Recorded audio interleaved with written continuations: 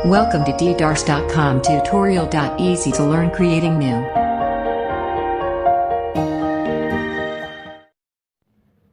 Subscribe कीजिए ddars.com tutorial को और हमारे बेल बटन को दबाइए हमारे लेटेस्ट वीडियोस की नोटिफिकेशन सबसे पहले पाने के लिए। हेलो फ्रेंड्स, कैसे हैं आप? चलिए आज हम लोग एक बहुत ही अच्छा टॉपिक डिस्कस करते हैं। उस टॉपिक का नाम है सरदार सरोवर बांध परियोजना।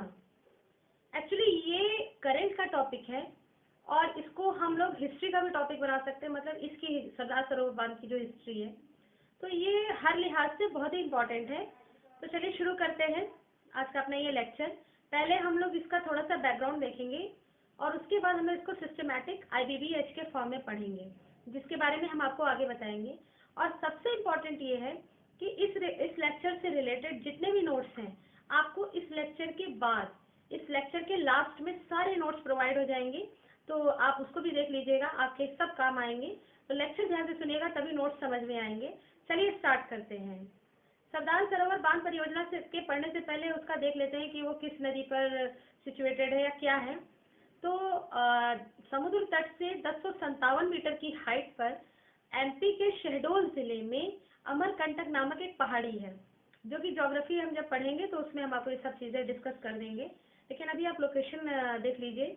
उस पहाड़ी से एक रिवर निकलती है जिसका नाम है नर्मदा रिवर, और उस रिवर पे वो रिवर जो है 3 स्टेट से होकर गुजरती है, जिसके तीनों स्टेट के 16 डिस्ट्रिक्ट को क्रॉस करते हुए गुजरती है और अरेबियन सी में जाकर गिर के एस्चुरी बनाती है।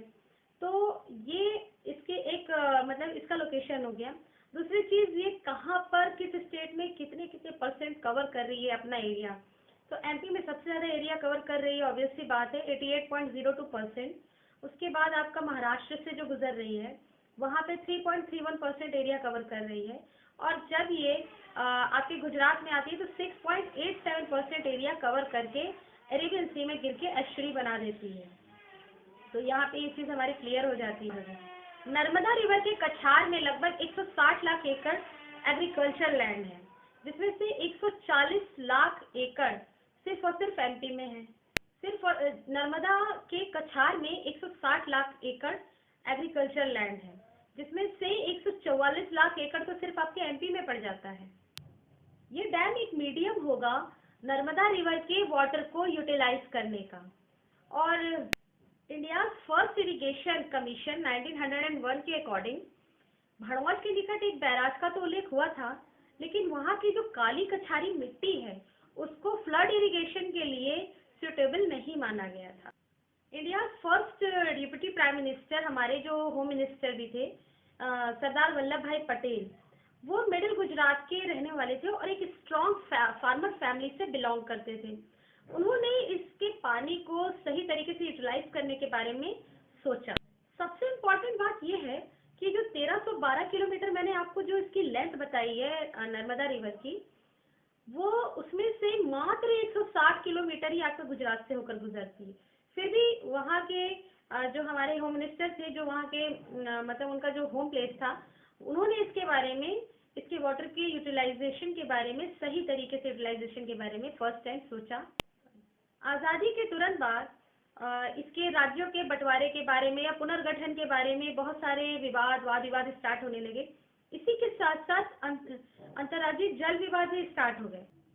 तो इसलिए हमारी सरकार ने उस टाइम पे अंतर्राज्यीय जल विवाद अधिनियम 1956 को लागू किया। इसमें यह था कि इसके लिए इसके तहत एक ट्रिब्यूनल का गठन होगा, और वो ट्रिब्यूनल जो भी फैसला देगी वही बाध्यकारी होगा सभी राज्यों के मानने के लिए। अभी जैसे कोई भी प्रोजेक्ट है या कुछ भी है, अच्छी चीज़ है, लेकिन वो कम्प्लीटली तो परफेक्ट होती नहीं है, तो उसमें बहुत सारे ड्रॉबैक्स भी होते हैं, जिस तरफ बहुत सारे लोग ड्रॉबैक्स को देख करके उस तरफ ध्यान दिलाते हैं, जो कि बहुत ही इम्पोर्टेंट होता है। तो जैसे कि हमारे टाटा विज्ञान संस्थान ने इसकी सबसे बड़ी समस्या बताई पुनर्वास की, और 1995 में वर्ल्ड बैंक ने इसमें एनवायरमेंटल कंसर्न दिखाया। 1998 में बाबा आमटे ने इसे बहुत बड़ी बड़ी जनसभाएं भी की। फिर 2000 में ऑक्डेन कंपनी है, मल्टीनेशनल कंपनी है, उसने इसके महेश्वर बांध के 49% शेयर्स भी खरीद लिए। अब हम लोग इसी चीज़ को, सरदार सरोवर बांध परियोजना को बहुत ही सिस्टमेटिक पढ़ेंगे IBBH के फॉर्म में। IBBH means introduction, background, benefit और hurdle faced. Introduction. Narmada river पर अवस्थित सरदार सरोवर बांध परियोजना का इनॉग्रेशन हमारे प्राइम मिनिस्टर नरेंद्र मोदी ने किया और ये एक मल्टीपर्पज प्रोजेक्ट है। इसमें drinking water, power, energy, irrigation, इन सारी चीज़ों के साथ साथ और भी बहुत सारी चीज़ों को इंक्लूड किया गया है। बैकग्राउंड देखते हैं। सरदार सरोवर बांध परियोजना ये हमारी first deputy prime minister Sardar Vallabh भाई पटेल का एक विजन था। इसकी नींव हमारे first prime minister Pandit Jawaharlal Nehru ने 5 अप्रैल 1961 को रख दी थी। 1979 में इसके डेवलपमेंट स्कीम के अंडर में इसमें इंक्रीज इरिगेशन और जो हाइड्रो इलेक्ट्रिसिटी है उसको प्रोड्यूस करने के बारे में इसमें कुछ स्कीम्स डाली गई थी। 1996 में डिले होने की वजह से सुप्रीम कोर्ट ने जो इसका कंस्ट्रक्शन था उसमें डिले होने की वजह से सुप्रीम कोर्ट ने इस पर रोक लगा दी थी और उसके बाद 2000 में सुप्रीम कोर्ट ने फिर से ऑर्डर दे दिया इसके कंस्ट्रक्शन में। अब इसके थोड़े बेनिफिट्स देख लेते हैं। बेनिफिट्स तो इसके हजारों हैं, लाखों हैं, लेकिन हम कुछ जो बहुत ही इंपॉर्टेंट है उस पर फोकस करेंगे और आप ध्यान से सुनिएगा। फर्स्ट है कि 4 करोड़ पीपल्स को आपके ड्रिंकिंग वाटर प्रोवाइड कराएगी, जो कि बहुत इंपॉर्टेंट है आज की डेट में।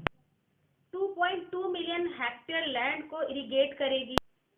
राजस्थान के बारमर और जालौर जैसे जो डिस्ट्रिक्ट है, जो डेजर्ट डिस्ट्रिक्ट है, सबसे इम्पोर्टेंट है, उसको इरिगेट करने का इसका सबसे अच्छा प्लान है। डोमेस्टिक और इंडस्ट्रियल वाटर प्रोवाइड कराएगी। डैम के बनने से एम्प्लॉयमेंट जनरेट होगा। फ्लड को प्रोटेक्शन मिलेगा। इससे वाइल्ड लाइफ सेंचुरीज को बहुत फायदा होने वाला है। कुछ वाइल्ड लाइफ सेंचुरीज के नाम हम गिना देते हैं आपको। फर्स्ट है Shoolpaneshwar wildlife sanctuary, second is wild ass sanctuary, third is great Indian bustard sanctuary. इसके अलावा बहुत सारे हैं, आप देख लीजिएगा। मछली पालन डेवलपमेंट को भी ये बहुत ही फायदा पहुंचाने वाला है ये प्रोजेक्ट। अब इसके थोड़े हर्डल फेस जो इसने किए हैं वो देख लेते हैं। फर्स्ट ऑफ ऑल तो वर्ल्ड बैंक ने इसको हामी दे दी कि हाँ आप इस प्रोजेक्ट को स्टार्ट करिए। फिर उसके बाद उसने एनवायरमेंटल कंसर्न के कारण इस पर रोक लगाने का या इस पर स्टे लगाने का सोचा।